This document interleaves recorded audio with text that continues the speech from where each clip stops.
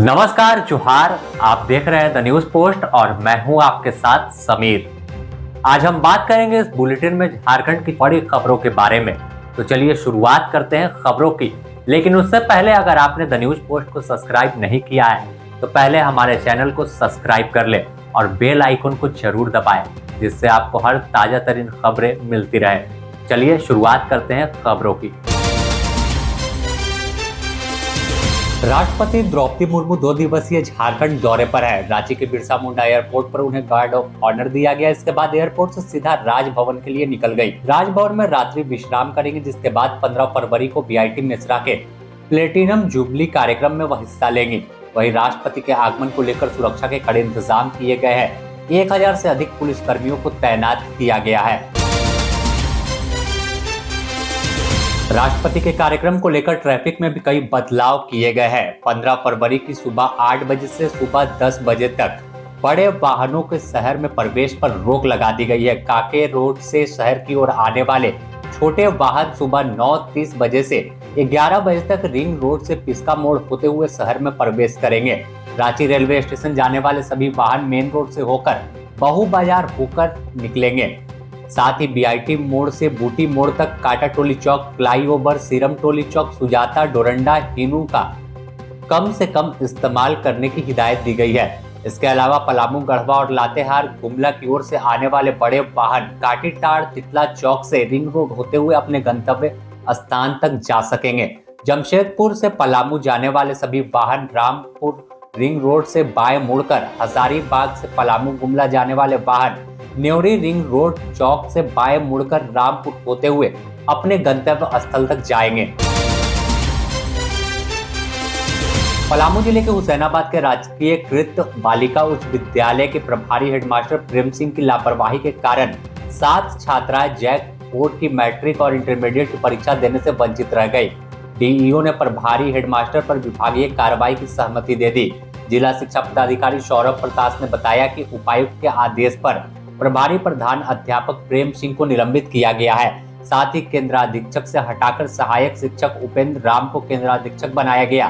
Do ने कहा कि प्रभारी हेडमास्टर से इस संबंध में स्पष्टीकरण मांगा गया है।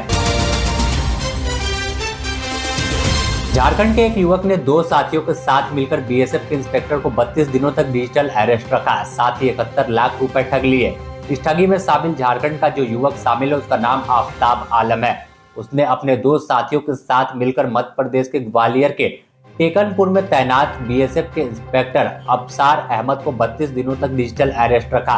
इस दौरान नोएडा के एक प्रतिष्ठित इंजीनियरिंग कॉलेज में 3 स्टूडेंट ने इंस्पेक्टर से 71 लाख रुपए ठग लिए। इस मामले में पुलिस ने झारखंड के आफ्ताब को ग्रेटर नोएडा के अंकित वर्मा और दिल्ली के द्वारिका सेक्टर 2 के रहने वाले अखिल सिंह को एक हॉस्टल से गिरफ्तार किया है।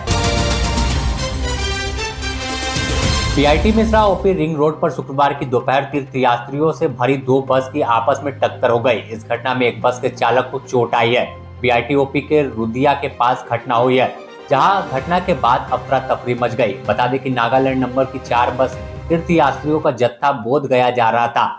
आगे की बस चालक द्वारा एकाएक ब्रेक लगाया गया, जिस वजह से पीछे से आ रही बस उस बस में टकरा गई। इससे बस का शीशा भी टूट गया और चालक घायल हो गया है। घटना के बाद बीआईटी पुलिस मौके पर पहुंचकर सभी घायलों को अस्पताल पहुंचाया है, जिसके बाद आवागमन सुचारू रूप से चालू किया गया।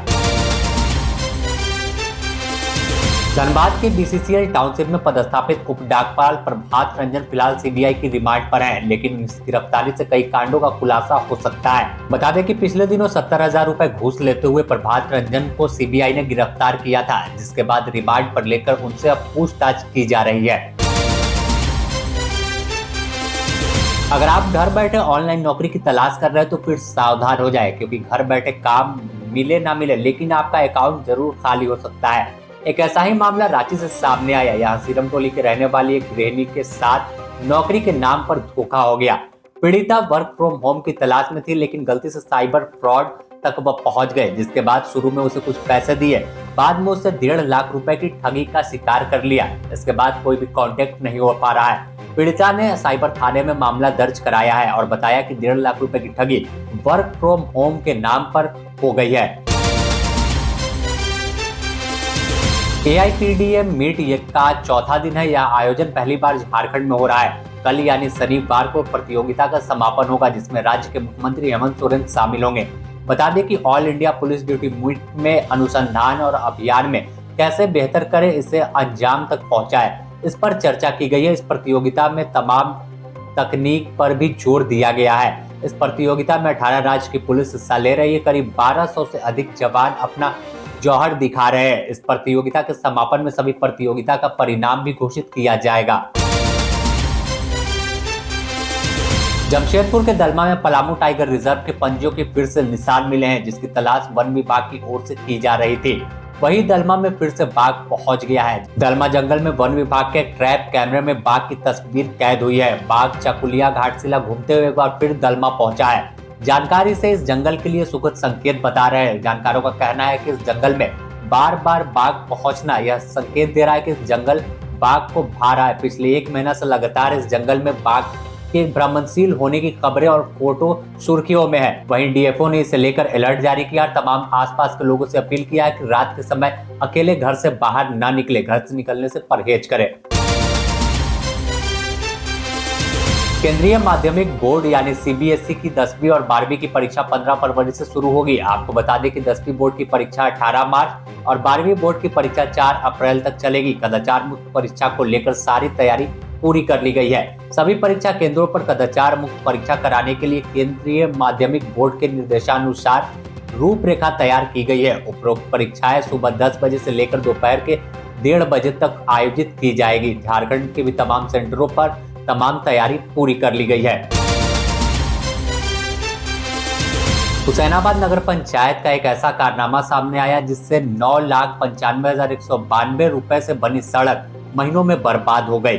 दिसंबर में ही इस सड़क का शिलान्यास किया गया था और जिसके बाद वापस से नगर जल संसाधन विभाग ने इस सड़क को तोड़ दिया है। बताया जा रहा है कि नगर पंचायत के द्वारा योजना के स्थल का चेक स्लिप भी नहीं बनवाया गया था और न ही योजना की जानकारी ली गई थी।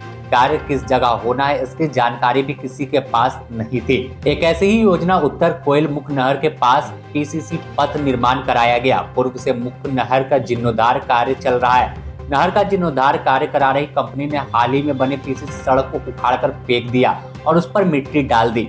बताया जाता है कि जल संसाधन विभाग से नगर पंचायत के कार्यालय ने कोई प्रमाण पत्र नहीं लिया था। प्रावधान के मुताबिक कोई भी विभाग की भूमि का इस्तेमाल उसकी सहमति के बिना नहीं किया जा सकता। नगर पंचायत के कार्यालय के कार्यपालक पदाधिकारी और संवेदकों ने 26 जनवरी को नगर पंचायत की 15 योजनाओं का शिलान्यास जयप्रकाश चौक के पास एक आयोजित कार्यक्रम में पलामू सांसद विष्णु दयाल राम और हुसैनाबाद विधायक संजय यादव से संयुक्त रूप से करा लिया था। जिसके बाद योजनाएं पूरी हुई और यह जांच अब तक नहीं की गई थी कि आखिर योजना निजी जमीन पर बन रही या किसी सरकारी जमीन पर।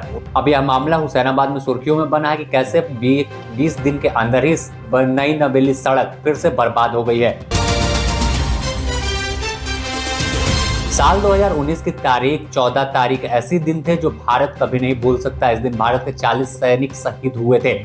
पाकिस्तान के कायराना हमले ने भारत को हिलाकर रख दिया था, लेकिन इस हमले का भारत ने मुंहतोड़ जवाब दिया। पुलवामा हमले से ठीक 12 दिन बाद भारतीय सेना ने दुश्मन के घर में घुसकर अपने दुश्मन का सफाया किया था। पुलवामा हमले को 6 साल बीत गए, लेकिन आज भी लोगों के जहन में इस हमले का दर्द ताजा है। साल 2019 की 14 फरवरी को सीआरपीएफ के काफिले पर एक बड़ा हमला हुआ था। पुलवामा में 78 बसों से 2500 जवान जा रहे थे। इसी दौरान एक वाहन सैनिकों के काफिले के पास से गुजरने लगा। सैनिकों ने मना करने के बाद भी वाहन सैनिक के पास चलता रहा, जिसके बाद कुछ आगे बढ़ते ही एक बस से टकराए जिसमें 40 जवान शहीद हो गए थे। मझियाव नगर पंचायत के आमर गांव निवासी अभय कुमार पासवान की पत्नी दीपा कुमारी ने थाने में आवेदन देकर अपने भाई अविनाश कुमार, मां मीना देवी, चाचा शैलेश कुमार सहित 11 लोगों पर मारपीट का आरोप लगाया है। इसमें कहा गया कि वह कोर्ट में केस की तारीख पर जा रही थी। इस दौरान उनके मायके वालों ने पहले से रोककर धमकी दी और कहा कि केस उठा लो नहीं तो जान से मार देंगे। इसके बाद सभी लोग उसके घर में घुसकर मारपीट की। इस दौरान भाई अविनाश कुमार और बहन कविता देवी ने उसके 9 माह के दूध मुहे बच्चे को उठाकर पटक दिया। इससे वह बेहोश हो गया। दीपा कुमारी ने बताया कि 17 मई 2023 को उसने पलामू के हैदरनगर देवी धाम मंदिर में शादी की थी। इसके बाद से उसके बराबर परेशान किया जा रहा है। इस परेशानी से होकर वह कोर्ट गई थी जिसमें केस चल रहा है। इधर दीपा के मायके वाले केस उठाने का दबाव बना रहे हैं। केस नहीं उठाने पर मारपीट की गई है, जिसे लेकर अब वापस से थाने में मामला लेकर पहुंची है।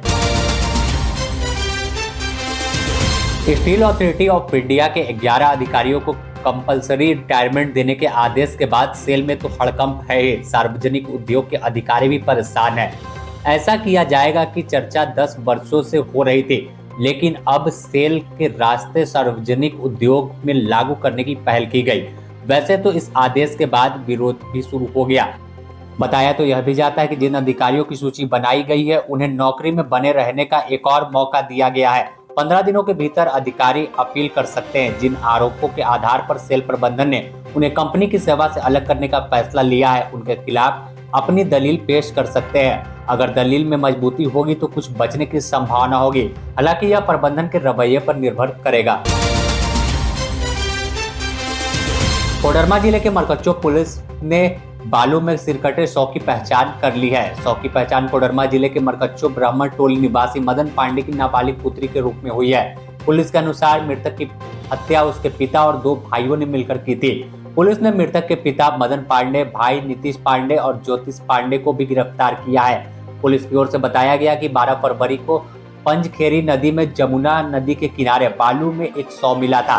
पुलिस द्वारा 100 की पहचान के लिए परिजनों ने पंचखेरी नदी की जमुआ गढ़ा किनारे बुलाया गया, तो परिजनों ने पहचानने से इनकार कर दिया। पुलिस की सख्ती के बाद लड़की को हत्या कर 100 छिपाने के मामले का खुलासा हुआ, जिसके बाद सभी को गिरफ्तार कर जेल भेज दिया और हत्या में इस्तेमाल की गई साइकिल, बोरी और टांगी भी बरामद कर लिया है।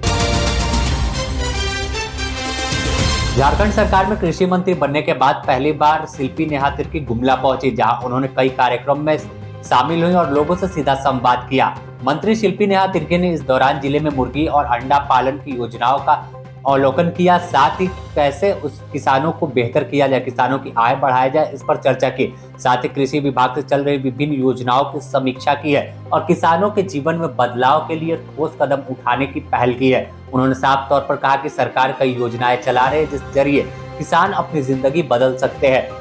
मंत्री शिल्पी नेहा तिर्की ने तमाम किसानों के साथ संवाद किया और उनकी समस्याओं को जाना है, साथ ही सरकार की चलाई जा रही तमाम योजनाओं की जानकारी किसानों तक दी है।